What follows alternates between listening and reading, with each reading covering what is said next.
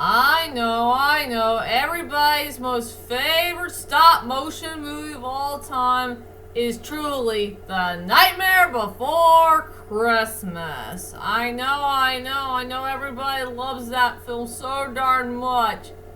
But for me, my most favorite film that features stop motion is this film.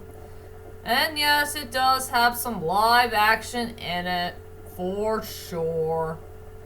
But the reason why I love this film is because it's very, very underrated. Big time. Well, anyway, hi ladies and dudes, this is Rebecca Lynn Barkley, aka Boobub97. This is my review for today. And today, I do have a review, ladies and dudes. It's that time once again for another underrated movie review. And yes, ladies and dudes, this movie is truly an underrated classic that came from in the year of 1996. And I really do adore this movie so darn much. This is a very, very underrated film to watch that has both live action and stop motion. And yes, ladies and dudes, this movie is truly based by a book. You know the guy who did Charlie and the Chocolate Factory, Matilda, and the Big Friendly Giant? Well, aka the BFG. Well, you know which one I'm talking about. But I'm gonna go ahead and do this fantastic underrated film that came from the famous Arthur, who did do Charlie and the Chocolate Factory and all the others. And yes, this movie was directed by the guy who did Nightmare Before Christmas, and Tim Burton only produced the film as well. So for my next movie review is James and the Giant Peach. Yeah, that peach is so darn big, for sure. So let's get on to the movie review, ladies and dudes. It is time for my next movie review of James and the Giant Peach. So let's get this started. Let's head on to the main plot of the story. It's a story about this 7-year-old little boy named James. He had a happy life at one time, being with his mother and father, since they live in a life house and everything was a-okay. But not until this unknown rhino that came out of nowhere, and the rhino took away James's beloved parents, and now he is stuck with those two evil aunt ladies named Spiker and Sponge. And they did treat him mean, you know, doing all the chores and all the work, and let's just say poor James had an unhappy life. But not until his life began to change forever. Thanks to this old dude who gave James this bag that he tried to send a message to for New York City. And this old man gave James a pack of bugs. And these bugs are pretty darn magical. And those bugs just escaped from the bag, and they head to that tree and turned this whole thing into change one little peach into a big giant peach. And yes, James is also going to get introduced to a brand new family. A brand new family who are a bunch of bugs. We got a bad A-word centipede, we got a tough cookie Miss Spider. She may be a tough cookie, but she's a good spider at heart. We got a sweet ladybug, a nice gentleman of a grasshopper, a worried worm, and a glowworm that can't hear that well. So it's up to James and his new family of bugs to get out of that ugly place as soon as they can and head on to the brand new world that they never discovered before. And that's all I could say about the main plot of this story. And I guess everybody wants to know is, what the heck do I think about this movie of James and the Giant Peach? Well, to tell you the truth is, ladies and dudes, I still love this movie even to this day. This is one movie I'll always adore. From my childhood all the way to adulthood. And it is a very, very underrated film indeed.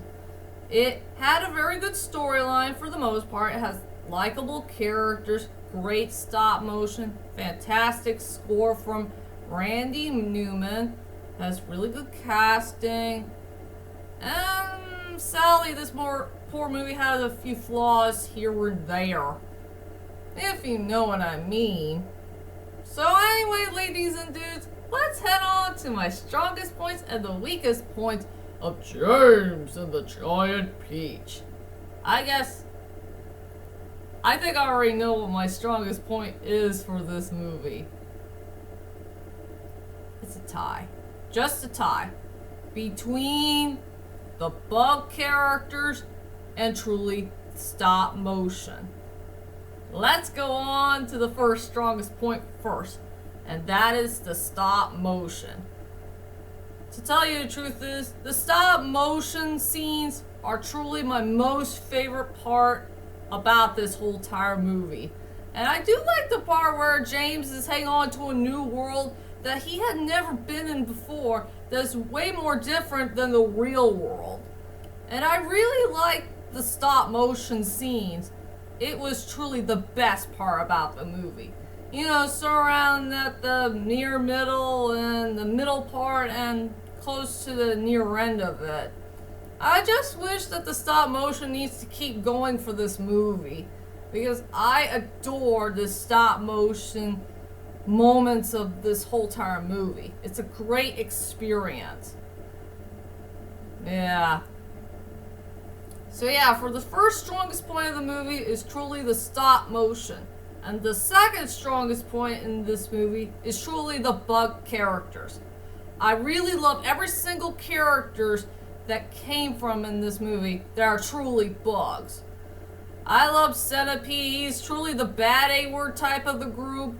We got Miss Spider, who's kind of like a tough cookie, but she's a good spider at heart.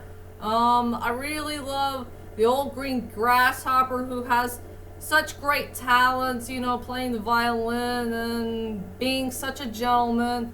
We got Mr. Earthworm, who is always worried about things here and there. The Glowworm, who cannot hear that well, but she has really good light in its tail. And the Sweet Ladybug. She's just being a nice, sweet lady who adores children. And yeah, that's all I could say about all those 6 bugs. They were truly the best characters in the whole entire movie. And I really loved the character development and chemistry that they had with James all the way through from start to finish. Yeah, those bugs, they will love you and adore you. Even for me, of course. I'm trying really, really hard to make up a heart with my fingers. So, yep. The lovely bugs, all 6 of them, were the second strongest point in the movie. And now let's go on to the weakest points of the movie. I only got 2 main weak points.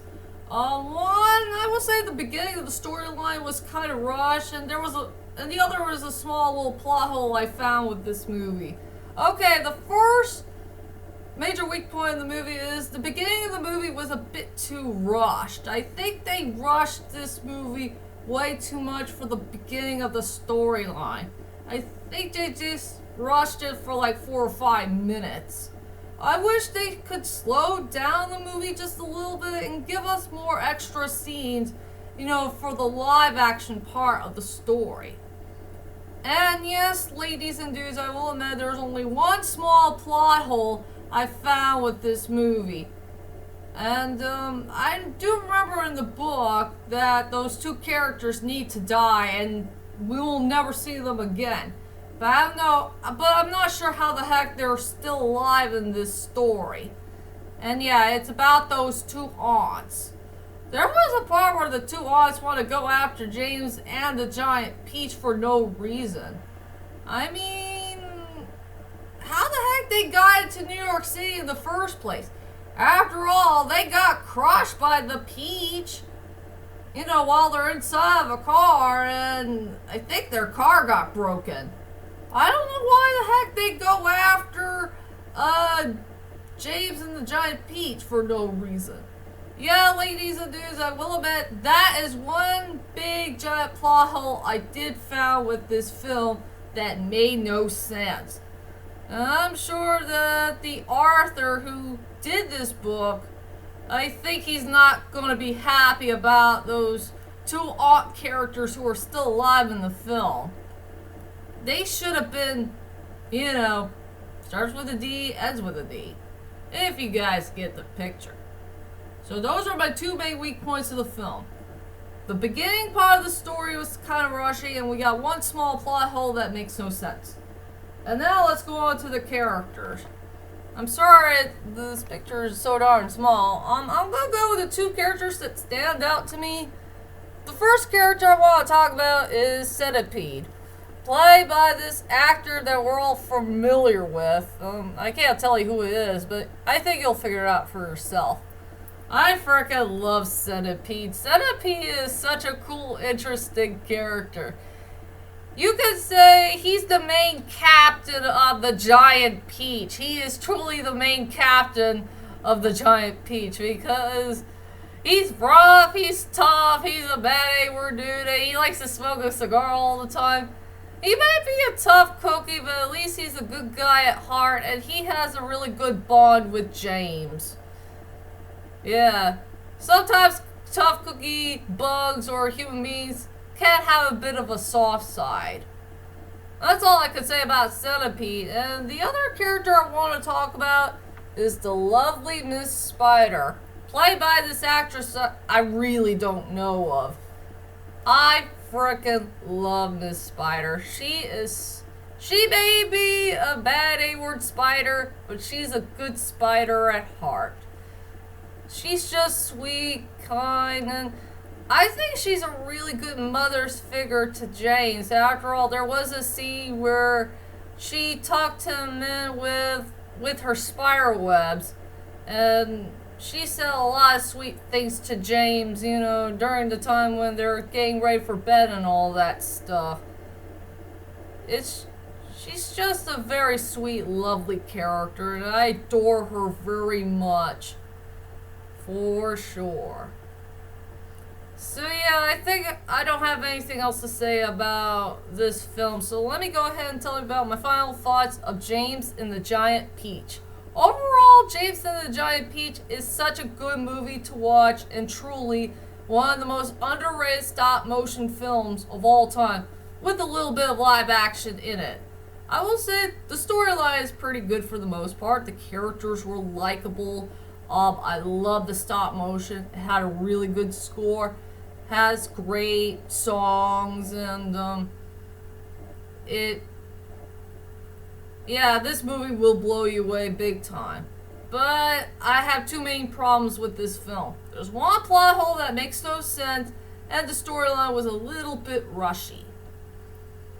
If you guys get the picture.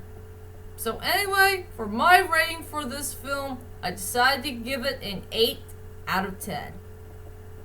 Please check out this movie to believe it, if you know what I mean.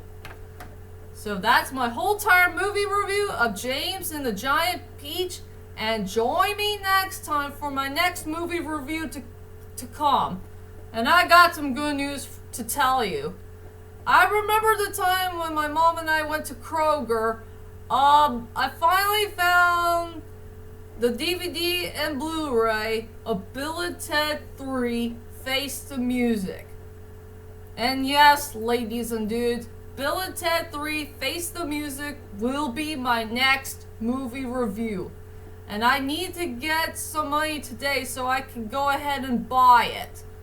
So I can do that important movie review that I've been waiting for quite a long time. Well, for this past year, of course.